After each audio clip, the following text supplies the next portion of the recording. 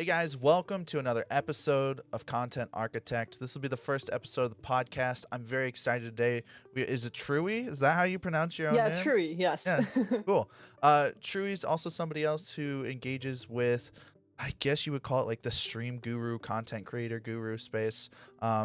So we're gonna talk to her about some of the tips and tricks and things she does in her life, some of the problems she's facing as far as streaming and stuff like that, and just talk about her experience. Which right before we hit the recording button, you were talking about TikTok.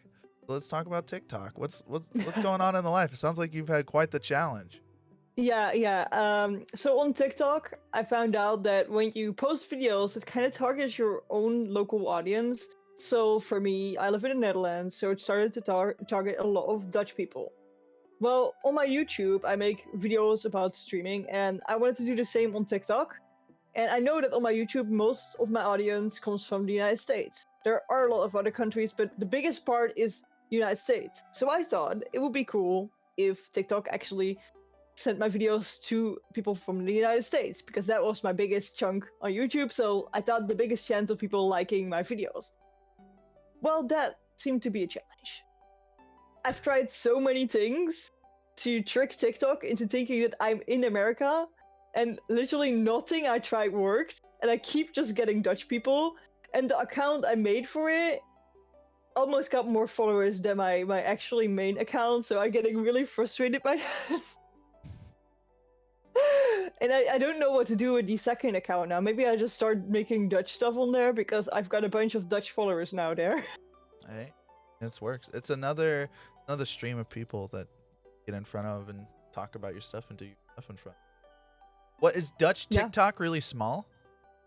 No, but just like the amount of people that are streamers and want to know things about streaming is just a lot less here in the Netherlands than it is in America. Especially like the knowledge about what Twitch is itself is a lot less. So if I would like wear a Twitch shirt and go outside, people won't really comment on that. And I've heard like a lot of creators putting stickers on their cars and stuff like that in America to just promote their stream, because people recognize that as Twitch. I don't think that would help here in the Netherlands. Yeah, that seems about right as far as the American thing. That's interesting to me because there's a really big Counter-Strike presence, stuff like that, and so I'm surprised it's not more popular.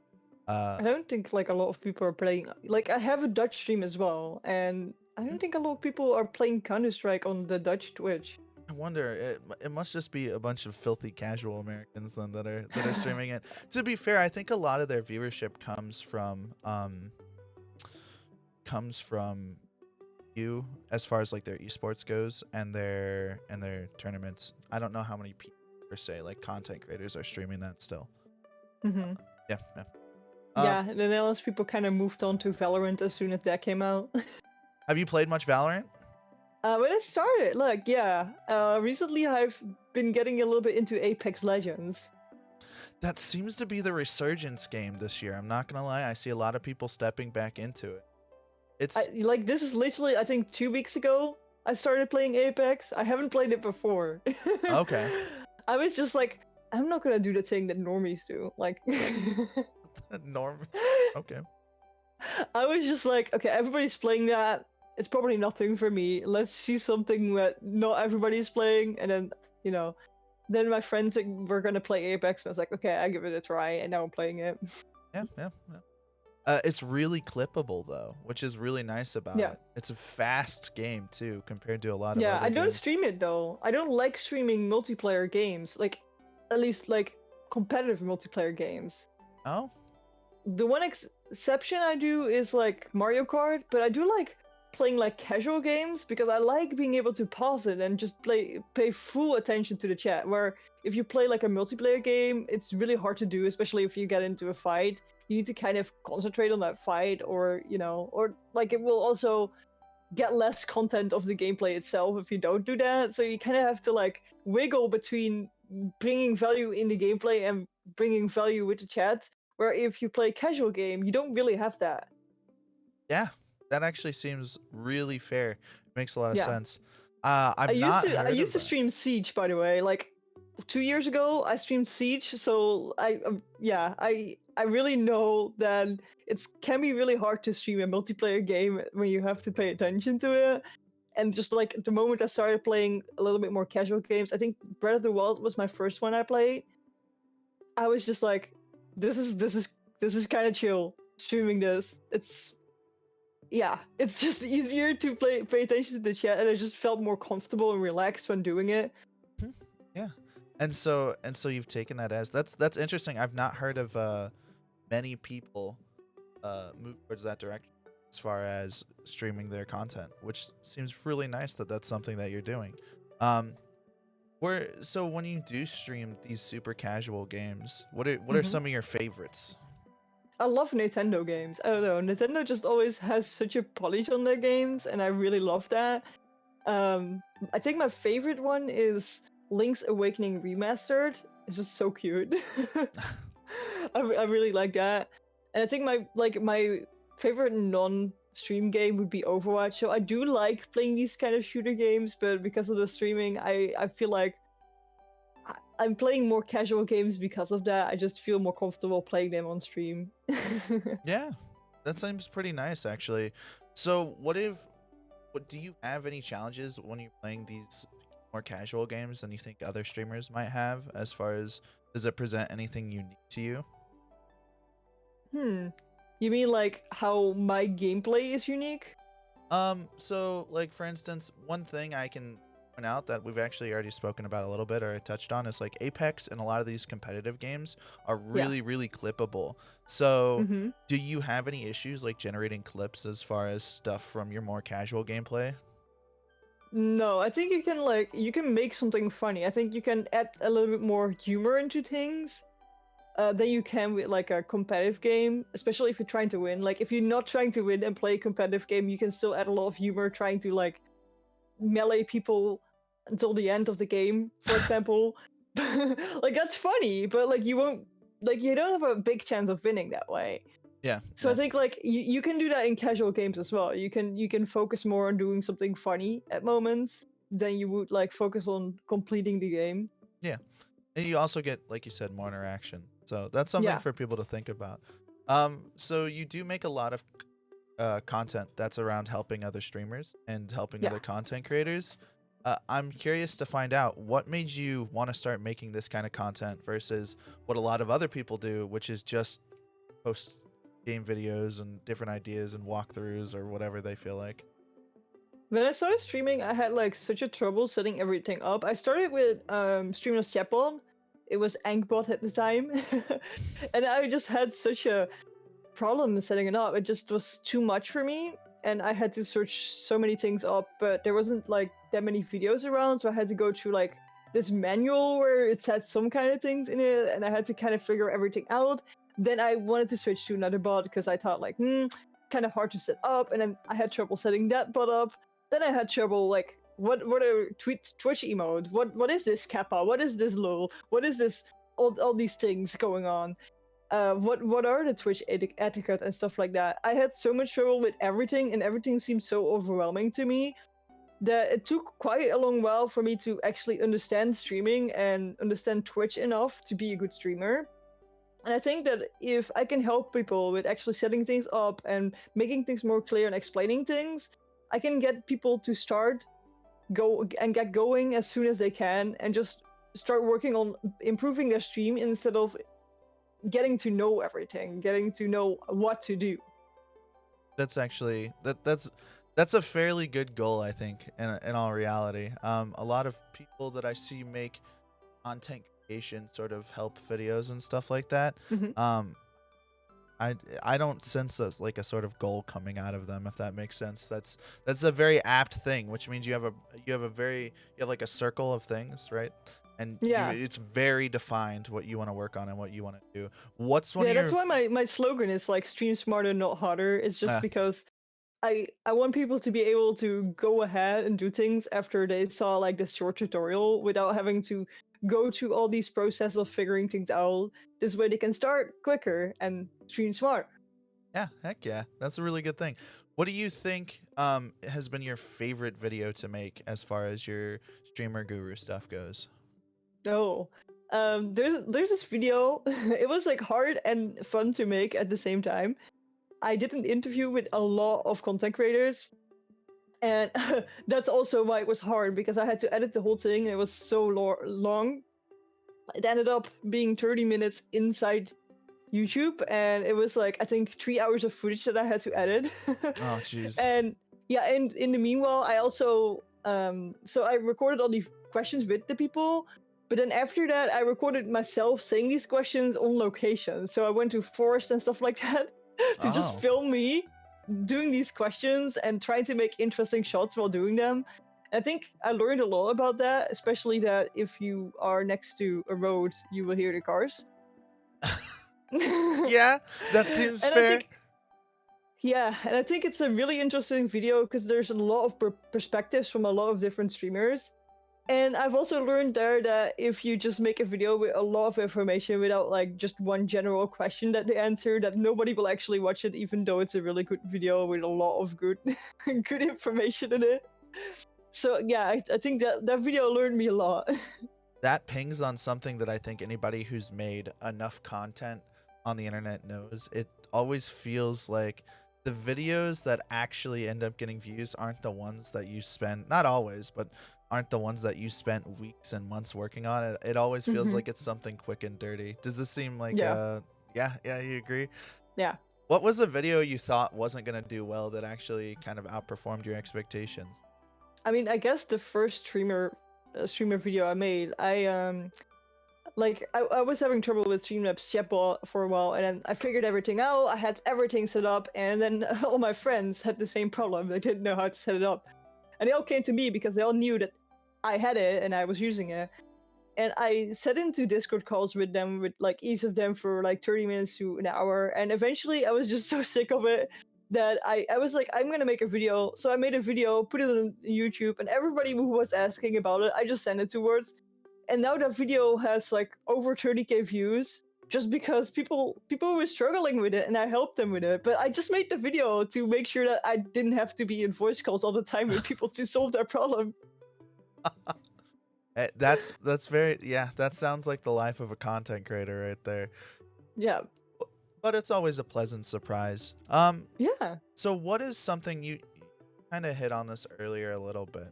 Um, I'm curious, what is something inside of content creation that you wish was easier to talk about with people who are just coming in to sort of the Hmm. space?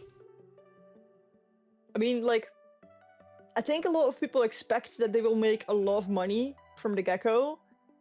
And I think we need to be more clear about the fact that you probably not gonna make any money.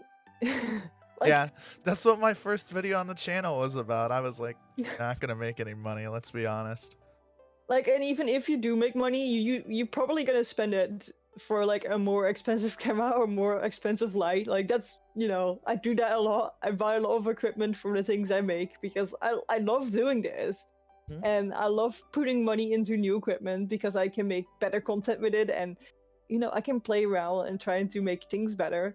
But that does result in less money for me. No, that's fair. It's a investment back into your business, though, is the Yeah, way I look yeah, at it. yeah, of course. But I've been doing this for 4 years, and like the first year, I don't think, like, I think it took me like half a year to get my first payout of $100. Okay. And obviously, I spent that on equipment. Yeah. I think, and I got really lucky. So I've been doing content for a while for different organizations, as well as Hmm. a couple of my own personal channels. But my most recent 2 year long project, I found just like a niche that had viewers in it that wanted to watch the kind of stuff I make.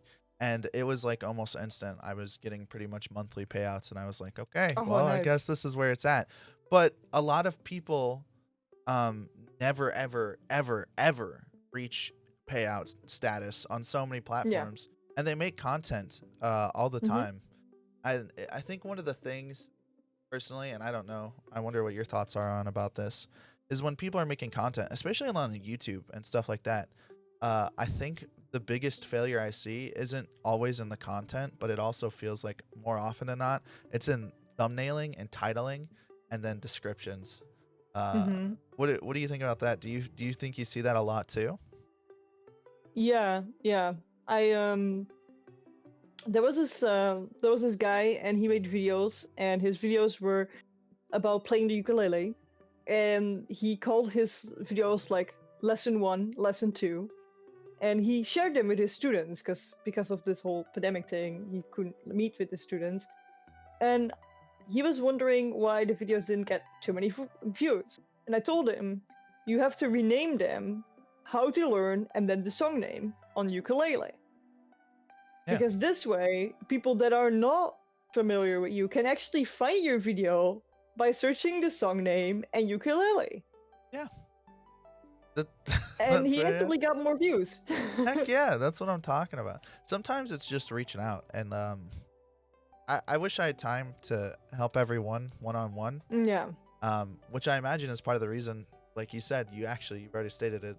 Part of the reason you make videos is because going through every person's channel or whatever they're trying to make, whatever project, and trying to give Yeah. them tips is It's almost just impossible. undoable. Yeah, Yeah. so many. There's so many. Yeah, nowadays I have coaching and reviewing where I ask money for, just because if I would do it for everybody, like it would cost me so much time, and my time I need to earn something to make this worthwhile for myself. So I kind of ask a little compensation for these things nowadays, where my videos will always be free, so you will always get this more general advice in my videos. But if you really do want more personal contact, I do offer coaching, but I just can't do it free anymore.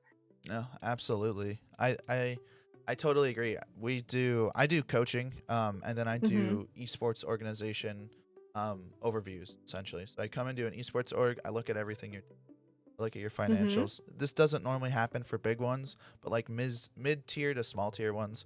And I come in and I help people try to be successful, and we set up like a 5-year plan. Um, One of the things though that's come out of that, and as well as my help with streaming, with help people and their content, is so like I teach a free class through the place I work for, which is really nice. Mm-hmm. And it's like it feels good to me because it's the time I set aside for these people. I guess this channel is also sort of that, but like having an hour to get around a bunch of people who are really like yearning to make better content and improve themselves has been a really nice experience. Yeah. Sometimes it feels like I burn out and I kind of lose the spark, but every time I sit down with a class full of people who are just interested in learning about this stuff, man, it's very invigorating, I think is the best thing to use, best term to use. Mm-hmm. Um I also see that if you ask money for these kind of things, you get better clients as well. You get people that are more invested in actually willing to change, instead of people that like just they want to know what to change, but they're never gonna do anything about it because I don't know. I don't know why. Because they don't want to. okay. When did you make a switch from doing the YouTube videos? When did you start being like, okay, well, I think I'm going to start this coaching thing too? What was the process for that? I think it was just a lot of people asking for it. And you were like, well, I can't do them all, so I might as well start charging for some. Yeah. What's been your favorite experience through your coaching? Hmm. I like just seeing people grow, especially like because I do coaching for like longer times, but also like people can also just have one coaching session, and I like doing the longer ones a little bit more just because you see them grow more, and you can just like keep up with what they're doing, and I just really like that, and you can see like the creator being proud of what they have achieved. That's that's really nice. Yeah, that seems really, really nice. That actually, I think, rings true for a lot of people, especially when there's someone there not to necessarily hold you accountable, but to monitor your process and monitor your progress as things go along. I can definitely see why that would be really, really rewarding. What's your biggest issue you faced? Have you had very many trouble clients, I guess, when it comes down to stream coaching? Stream coaching, not really. No, I've got like I've had like a weird business client that didn't know their password of their PC and didn't save their own logo, which was really weird. But not with coaching itself. They didn't save their own logo? That They did, sounds yeah, pretty rough, honestly. Did you have yeah, to pull it from the website or something? That's yeah. She asked me if I could pull it from Facebook. probably do that. It's his Facebook. I told her to just message the person who made it for her. Yeah, there you go. You got it. And next time, just save it on our PC. I, I think that's a big excuse I hear. I don't know if it's the same for you, but there's a lot of people out there who want to make content but don't want to start. And for Mm-hmm. instance, I know of one person in particular who continues and has for the last 3 to 6 months.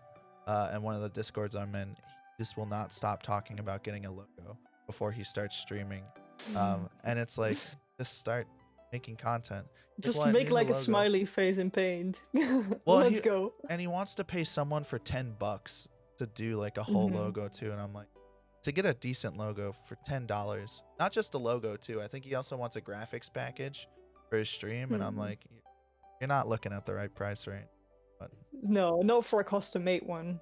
yeah, not for a custom made one. I know that. Well, I mean, even I think if you go to some of the big companies, for them to make you a fully custom made one, actually, I was looking at some of the numbers, can be pretty expensive. Yeah. It's cheaper to go to, at least in my opinion, to go to individuals than the big Yeah. companies. But so be it. It's kind of the way it is, though. I think graphics and something. I don't know. Do you think how important do you think it is to a stream somebody's graphics that they have on it, or their YouTube I channel? think depending on how far you are in. If you are just starting, didn't hit affiliate yet, I don't think it's super important yet. I think it's more important how you present yourself and getting better at talking, mostly talking. That's the problem a lot of people have. They don't talk enough. So start with that, and then if you are getting Twitch affiliate, then start thinking about like, hey, what can I improve with my overlay? But I think like getting to talk, that's the most important thing for people that literally just start out. Same with YouTube. If you have 100 subscribers, it's still fine to have some like cheaper made or homemade things in Paint that aren't that great, but just convey the message. But like when you start to get like 1,000 subscribers, make sure that it starts to look good. Yeah, kind of agree with that. I think one of the things that I find interesting as far as like graphics and stuff is there's a lot of channels and there's a lot of people who seem to go the opposite direction. They just like go for complete, like all the memes, anything they can do. They don't really care what it looks like. They've got black boxes behind everything. And that stuff always makes me laugh too. So I guess there's also multiple aesthetics, I guess, in my Yeah, opinion, people can go for. And not definitely. all of them are difficult to do. No. You think I some mean, it's cool if people just put a lot of a lot of effort into making an overlay and getting things to look good. Mhm. But I don't think it's necessary to start yet. People don't expect it from you yet when you just start out streaming. They still want to follow you because they know you're new, and like they don't expect a new person to be the best streamer around yet. Yeah, I think that's fair. What's the favorite, like a favorite thing you've seen on a stream as far as like graphics wise that you wish you could implement in yours? Hmm. I mean, like I have a friend who's called Waldo and Friends. Funny. He's got this background behind his green screen. He's got a circle, and you can change the circle with the channel points to a different color. And he's got like in his big webcam screen, he also has like a background that also colors with it, which is really cool. And I kind of implemented that in my own way on my own stream, where I have the webcam border that also can change colors with channel points. Oh, that's pretty cool, actually. That's a neat Yeah, idea. The channel points are wicked interesting. I remember before channel points, though, back when it was literally just like whatever points you had on your bot. And that was an interesting time. Mhm. Do you like the implementation of channel points on Twitch? Yes. And I also find it a little bit confusing with the points I already had. But on the other side, you have like this gambling function right now, and in not all countries, like in the Netherlands, it's allowed to use the gambling function. So, like when you are in a country that doesn't allow it, it kind of feels odd that other people are gambling with the channel points and you can't. Oh, really? I didn't realize it was Yeah, regionally locked down like that. yeah, It, yeah, it's like a fictitious thing. They're not worth any money. That's really weird to me. But I mean, I guess okay. yeah. So that's really annoying.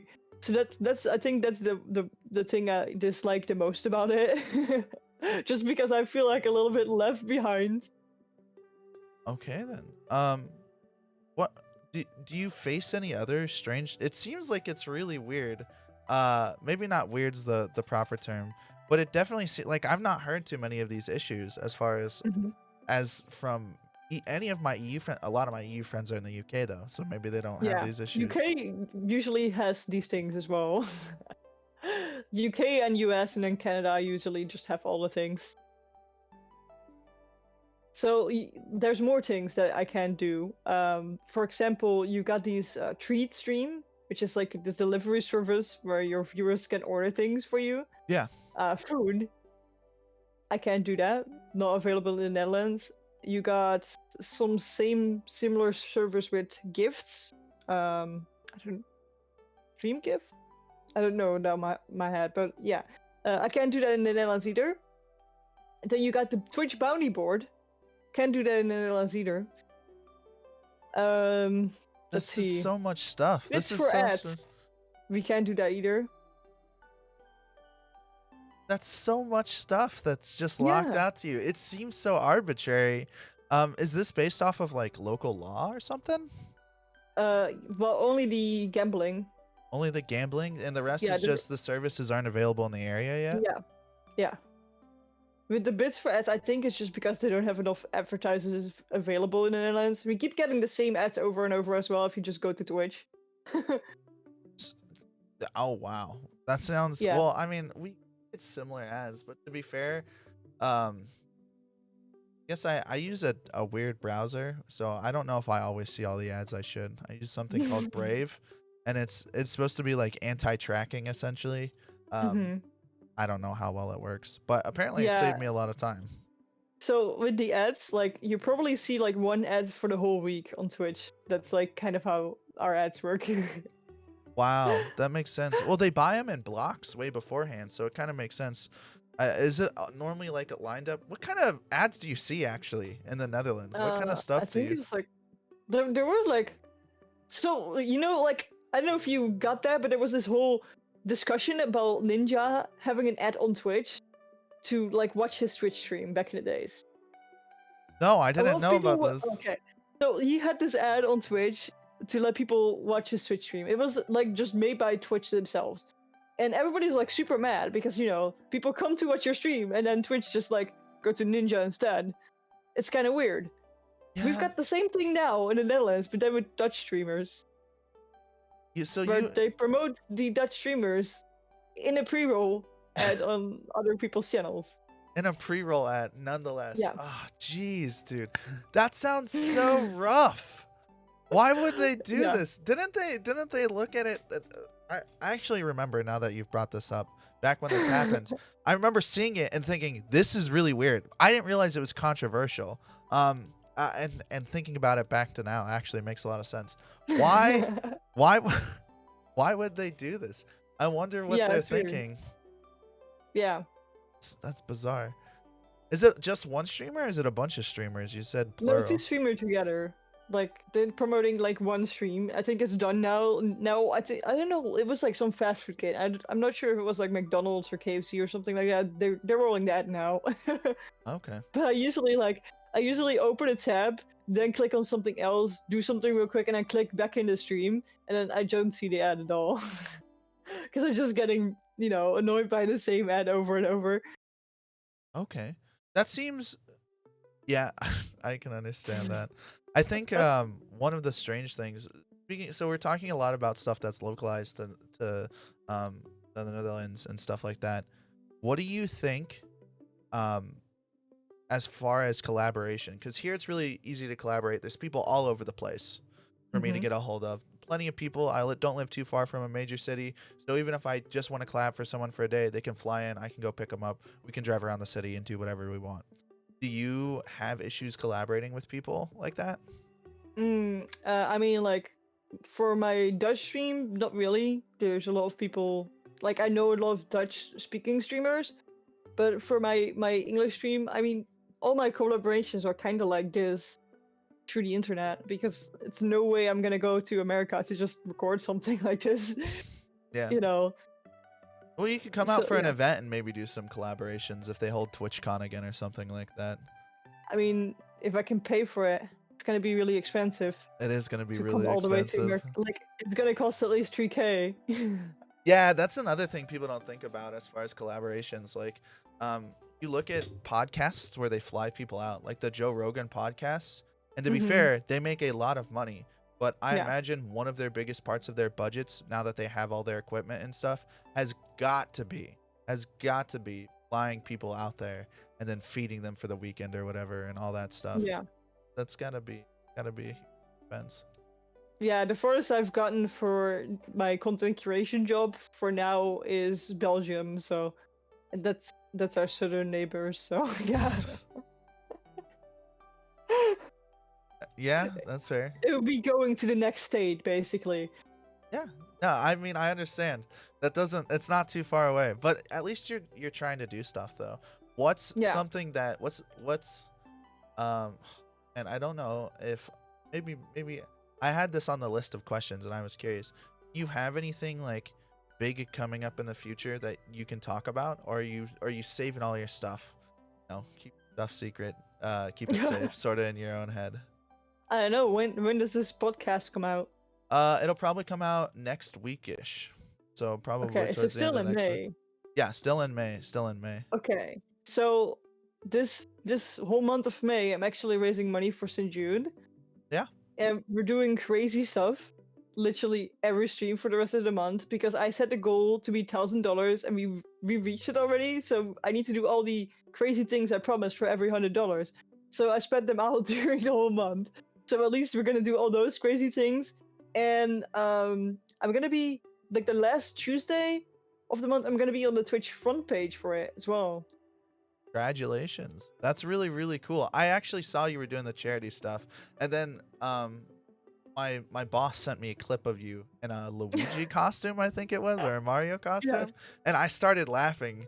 And he was like, "Why are you laughing?" I'm like, "Well, you just sent me a funny clip. Did you even watch it?"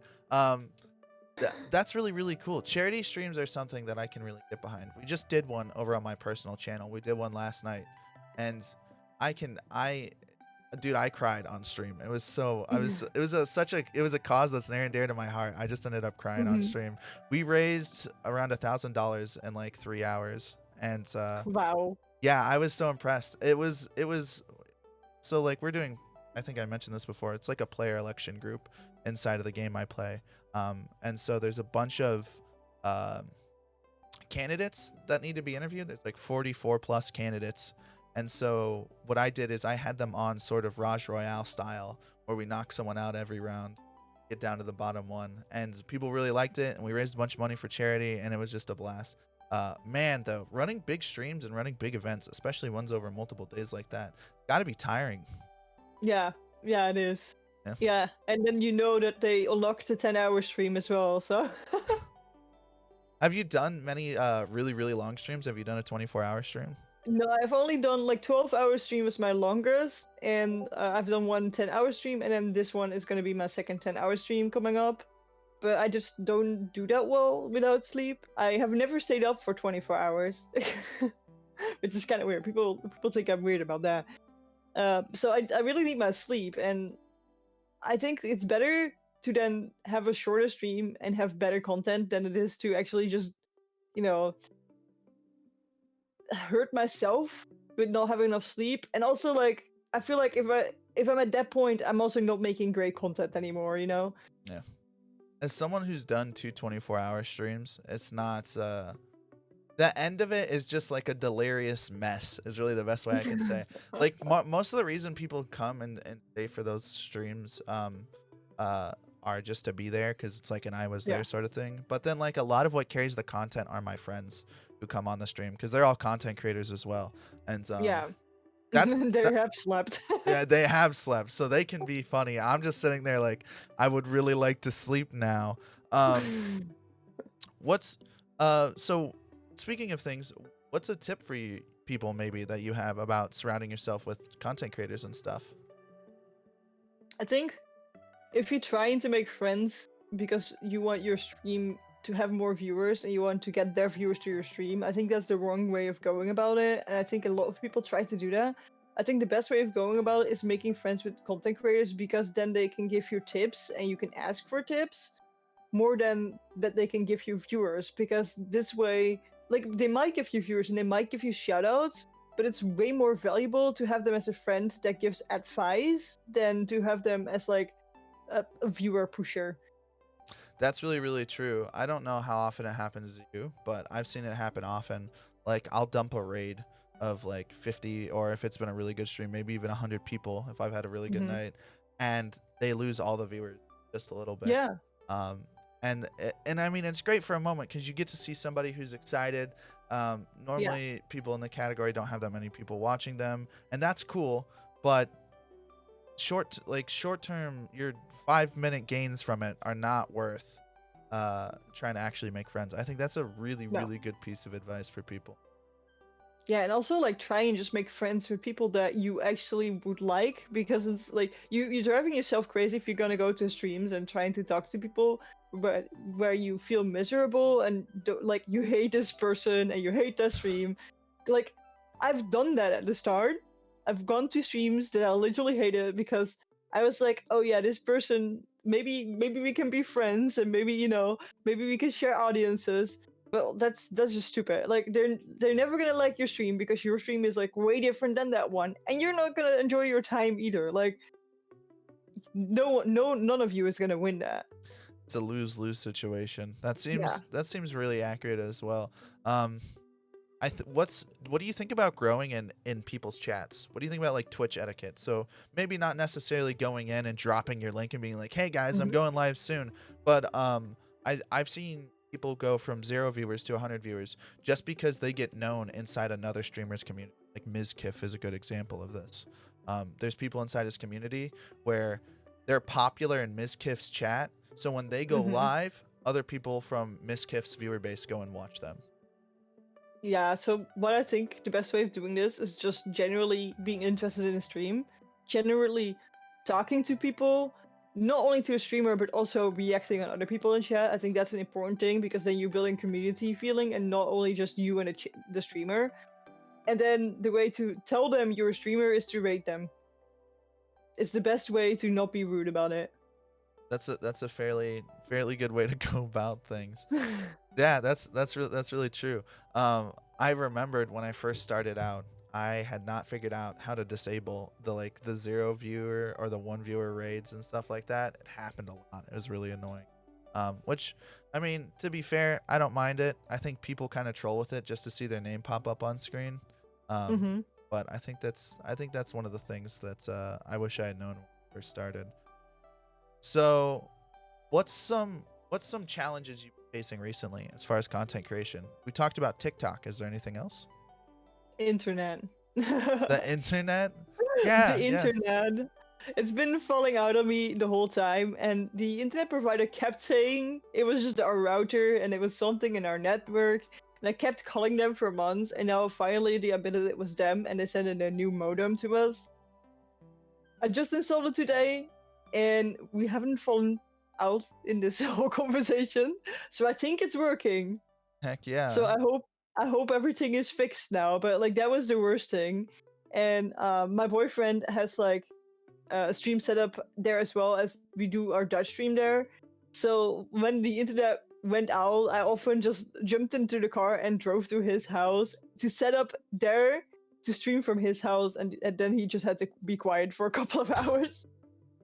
he Be he quiet, doesn't be like quiet. being quiet. Yeah, he doesn't like to be quiet, no, but he said like, if it is really necessary, you can always be here stream, but I'd rather just have you do it there at your place, because then I don't have to be quiet. That's Makes yeah. sense. I live in a house with 4 roommates, and Hmm. I normally stream late for them, which is like early-ish normally for me, and they hate it. They hate it so much. They let me do it because it's part of my both my actual job, and it's also my Hmm. hobby and something I've been building for a while. Um, but I can sympathize with that feeling. That seems like very apt.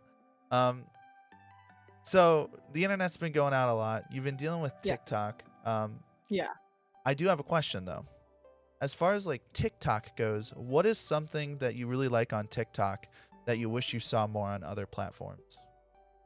Hmm. I do have to say, TikTok isn't my favorite platform. Oh, okay. What's your favorite platform?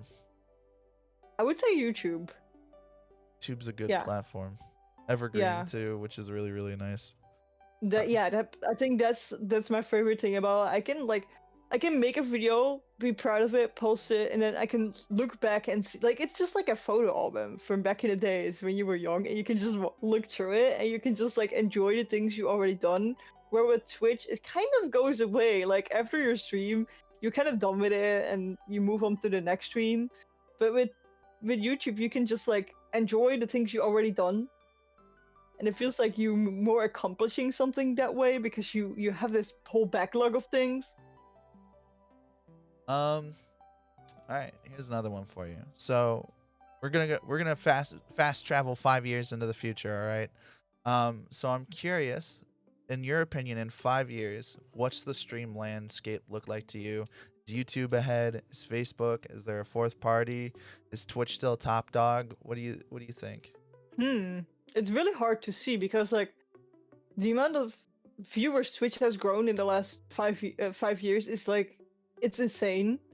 There's like 11 million streamers now on Twitch, where the start of last year it was only 6 million, so it almost doubled in a year, Yeah, it was. which I think is crazy. So if that keeps going on, like Twitch is going to be the top dog forever, but not forever. They're probably going to die eventually, depending on what they do. If they keep doing weird stuff every now and then, because Twitch has a tendency to do something weird every now and then. It's a very controversial platform. There's a lot of Yeah, drama on here. It's like, despite it all, like I'd say a lot more than YouTube. I think it's I, partly because people can't filter themselves.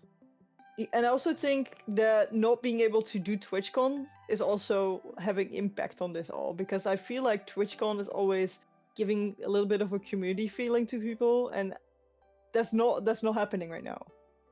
But Yeah, yeah, I think YouTube is gonna try harder. But if they want to be excelling in the streaming industry, I think they have to do something about the way they display live streams, because it's super. I don't know. I don't understand how to search things that are live streams. Like sometimes you search something and then somebody's live, but if I just want to see all the people that do gaming streams, I get some recommended, but I don't know how to see them all.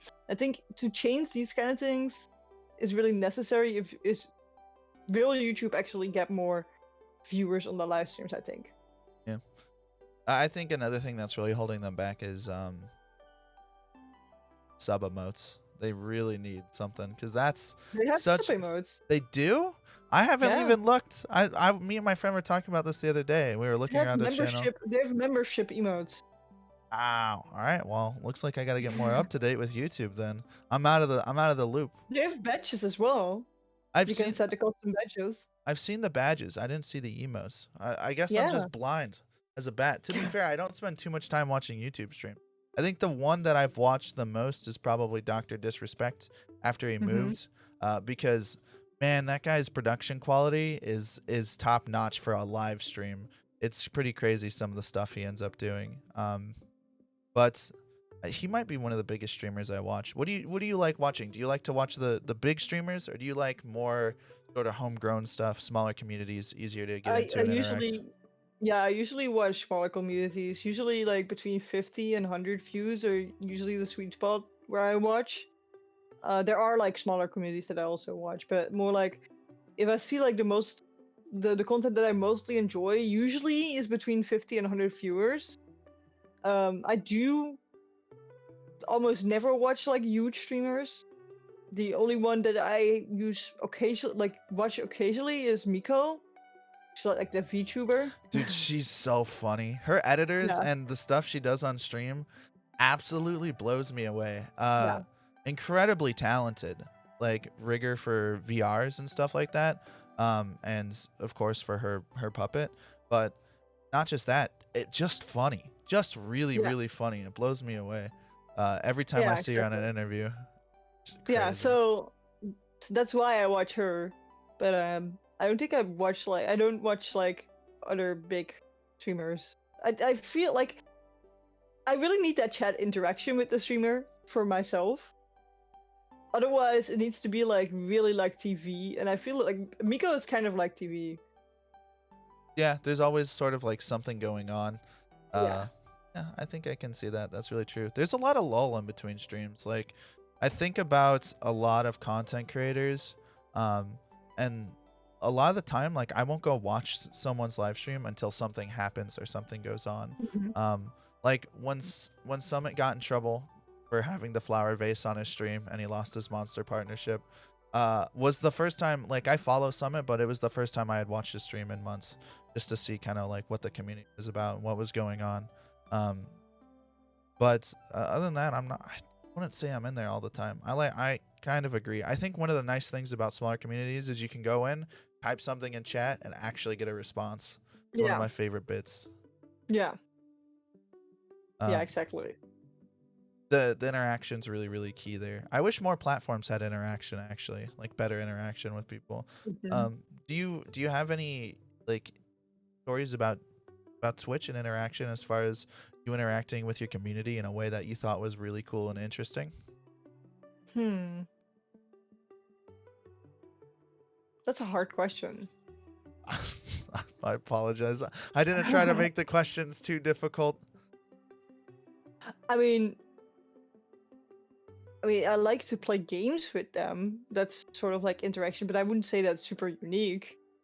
Like, I like to chat with them. I like to talk with them on Discord. Like, they talk to me in my comments on YouTube. I tweet with them. But I feel like all of them is not like unique. It's just like I'm Just the just open with everybody, and you can reach me all the time. But like, I don't feel like that's unique. Yeah, I understand what you're saying. Well, these are some of your favorite things though, whether or not they're unique. What is your preferred? Do you like comments? Do you like Twitch chat? Do you like playing games with them? Is Discord your go-to? What's your favorite way to talk to your viewers? I would say Twitch chat.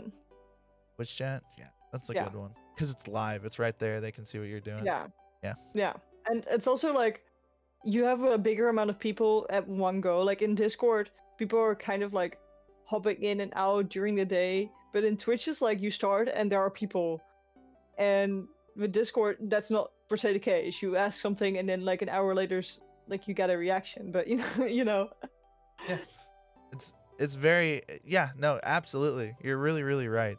We were playing man, even Discord, sometimes even sitting in Discord and watching movies is something that I see a lot of people do. And then I'm always I like don't do that. well, The reason that I don't do that is because like technically it is piracy to view like to broadcast that movie, so that's why I don't do it. I don't think anybody will ever know that you're doing it and ever strike you for something like that, but like it is technically it piracy, takes one so I don't. report. It takes one Yeah. report to Discord and your Discord's gone and you can't access it anymore, which just Yeah. seems like not worth it. We actually have an issue. Some guy messaged me the other day, one of the Discords I moderate in, and he was like, "Hey, we want to watch movies in your Discord, and we want to do a giveaway for $50." And I was like, "Wait a second, why aren't you just watching movies in your own Discord? Why do you want to come use Yeah. ours?" And he got real shifty real fast. Um, absolutely agree. That's some weird stuff, but there's some cool things now you can do, like you can watch stuff with Amazon Prime, with other people who have Yeah. Amazon Prime and stuff like that, which is really cool. And that's the way that I see a lot of content creators doing it on Twitch, actually. Yeah. Yeah, the downside again is like a lot less people here in the Netherlands have Amazon Prime. So yeah. It used to be that you can only like pay with credit card, and here in the Netherlands it's not that common to have a credit card, as we have another system called Ideal, and you can just pay with your debit card online. So we use that instead of credit cards because it's a lot cheaper.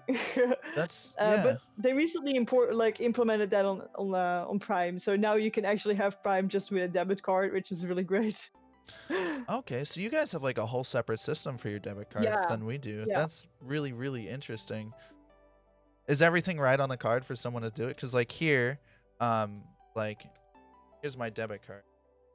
So there's a front face, which has a bunch of numbers and stuff on it, and then there's the back face that has the security code on it, which isn't really secure if it's on the back face of the card. Is it very much the same for you guys? No, no. So we have our number, which is just like the IBAN, I don't know Okay. how is that called in English. IBAN. I, It's just like it's an international number, but I don't know if it's like international as in like worldwide or if it's just like Europe. okay. But it's a number of your bank account, and that's where people can like dispose money to, and you can like Yeah, I gotcha. pay with. Yeah. And then you have like a PIN code, but you gotta have to remember it because it's never on the card or anything like that.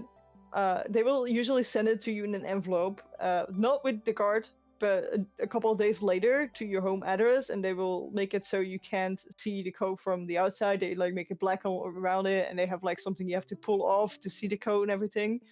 And that's then your code. You can change it yourself though, so if you don't want the code, you can change it.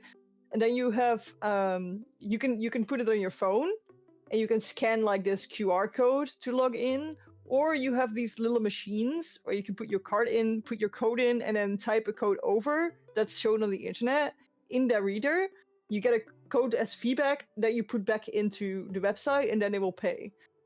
So nobody can actually see your PIN code when paying with our system. Yeah, that sounds way more secure than the way it works here. All it takes is Yeah. someone looking over my shoulder, and it's game over for me. I'm I, Yeah. I'm kind of weird though. Like I'm somebody who like I don't know if it's very common there, but like here they have ATMs, right? Yeah. Um, and people have these placements they'll put over ATMs, which are just giant card readers. Yeah.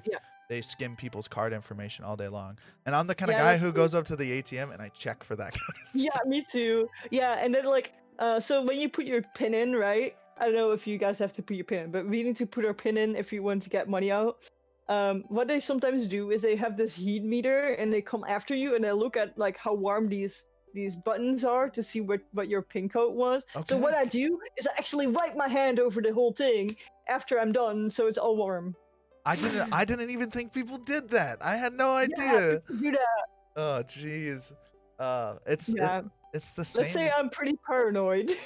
No, I completely understand. Like I'm somebody who has an RFID blocking wallet because I've seen the people who can skim your credit card information. I don't know if it's still doable, but for a lot of United States cards at least, because they used to have the like touchless pay or whatever where you just put it up to the thing, like they can Mhm. just walk by you and get your credit card information, and it's like, oh, not good. And it shows a lot on your credit card. It has like your address, your name, Yeah. the all the numbers that they need to actually use your credit card. And I was like, well, all right, I'm getting a wallet that doesn't block that stuff. I don't know how effective it is, to be fairly I honest, but always been like a bit scared of credit cards. It's like why we don't have them as much here in the Netherlands. I mean, like usually people that are a little bit older or people that do a lot of things with business, they have one. I don't have a business credit card just because I'm afraid of them. I think they're a little bit scary, especially because you pay something with money you don't have yet to pay it back after. I find that a little bit scary. Um, but like I feel like our system is so much more safe than having to put in a code that's already on the card. yeah, that's for like all online purchases. There's a Yeah. lot of in-person purchases where you have a code that only you know, but almost all debit cards can act as credit cards here. So you can pay without ever putting in a pin in person Hmm. for most places. So it's like, what's Yeah. the point? Um, Yeah, our debit cards have that too. Like if you are under a certain amount, you can just bleep them. But it's like I think it's like $20 or something. oh no, I've seen people do it for way. Yeah, after that you need to put your pin in. Yeah. All right. So we're coming to the end of our interview here. Trui, it's been a blast. I've had a real fun time talking to you.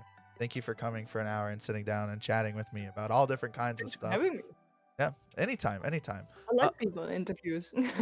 do you do very many interviews? Yeah. Oh, Yeah, I cool, like them. cool, Yeah. cool. Well, if I ever have another one or we do like a group show or something, we'll have you on. I'm trying to Yeah, ask me. get more friendly with more like stream gurus stuff like that because I think this is a really fun topic to talk about, especially with a lot of people.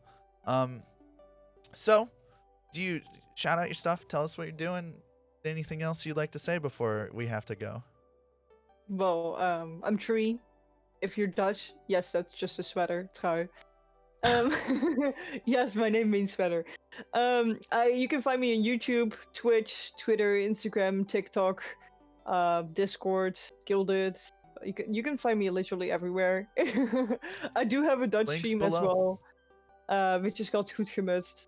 Also literally everywhere. Just just type my name. That's it. Just go. It doesn't matter where you Easy type as it, it just is. type it. Yeah. Absolutely. And then we'll have all the links down below for people who want to go check out her stuff. It's pretty good. I really do recommend it. It's definitely interesting stuff. She does a lot of good tutorials on actually teaching you how to go from point A to point B with streaming software and Twitch and things like that. All right, guys. This has been the first episode of the Content Architect podcast. Thank you guys so much. Have a great day.